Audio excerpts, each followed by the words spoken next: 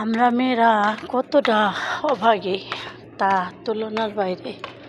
আমাদের নিজের বলতে কিছুই থাকে না, না থাকে স্বামীর ঘর, না থাকে বাবার ঘর, নিজের বলতে কিছুই থাকে না। আমাদের ভাগ্যটা এমনই আল্লাহ করে দিয়েছে, নিজের বলতে কিছু থাকে না। আমরা হয়তো কোনো মেয়ে এখন শিক্ষিত হয়ে লেখাপড়া শিখে নিজের করে সব কিছু সুন্দর করে নিতে পারে, আর আমরা যে যখনকার মেয়ে, আমাদের তো নিজের বলতে কিছুই নেই। আমাদের নিজের বলতে শুধু হাত, পা, চোখ বা দক্ষ, এতটুকুই আমাদের নিজের। আমাদের নিজের বলতে কিছুই আমরা বলতে পারি না। তা আমাদের ঠিকানা একটা কবর যদি হয়, তাহলে সেটাই আমাদের নিজের হবে। বা আমরা যে কোনো করুম, কোনোটাই আমরা নিজের বলতে পারি না। আমাদের মতো মেয়েদের মতো অসহায় কোনো মানুষ আছে কি না জানি না। মেয়েরা এতটা অসহায় যে নিজের কোনো জিনিসই নাই। নিজের না থাকে বাড়ি, না থাকে ঘর, না থাকে কোনো নিজের, শুধু থাকে মেয়েদের দুঃখ, কষ্ট, এগুলা।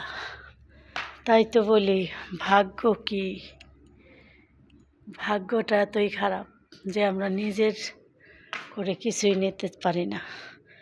হয়তো আমাদের স্বামীর বাড়ি, কারো দালান কোঠা, টাকা অর্থ সম্পদ ভরপুর থাকে, কিন্তু সে হয়তো যদি একটা তিনটা কথা বলে দেয়, তাহলে আমাদের নিজেদের বলতে কিছুই থাকে না। নিজেদের বলতে শুধু থাকে শূন্য হাত, শূন্য পা। শূন্য পায়ে আমাদের চলে আসতে হয়, চলে যেতে হয়। কখন আমাদের নিজের কিছুই নেই। আমরা মেয়েরা কষ্টটা নিয়েই নিজের করে যেতে চাই বা পারি, এর চেয়ে কিছুই পারি না। ভাগ্য, এই যে দূর দেশে আসছি, কাজ করতেছি, কর্ম করতেছি, টাকা পয়সা কামাই করে সন্তানদের হাতে দিতেছি, লাড়তাছে, ভাঙতাছি, কিন্তু বাড়িতে গেলে কি এই সন্তানরা আমাদের দেখবে?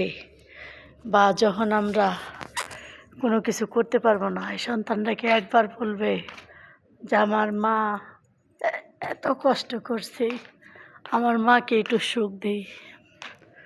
হয়তো এখনকার যে জেনারেল যুগ, যে মা বাবা তাদের জন্য কোনোটাই ইম্পর্টেন্ট না।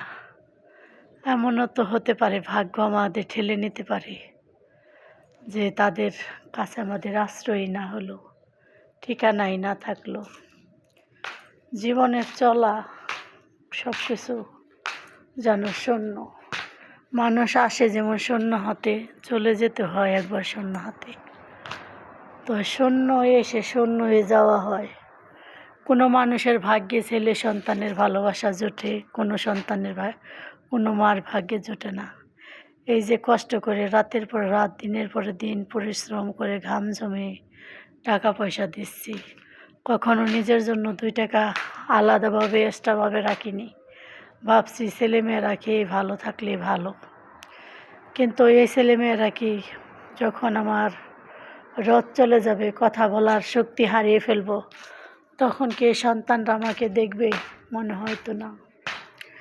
কারণ তখন বলবে অচল পয়সার কোনো মূল্য নেই। তখন আমি হয়ে যাব 1 টাকার কয়েল, অচল পয়সা। যেমন এখন ভিক্ষুককে 1 টাকার কয়েল দিলে মনে হয় যে এই কয়েলটা অচল, চলে না। তো এরকমই হয়ে যেতে পারি, বলতে পারবো না ভাগ্যে কী লেখা আছে। হয়তো ভাগ্যে এটাই লেখা ছিল, থাকবে।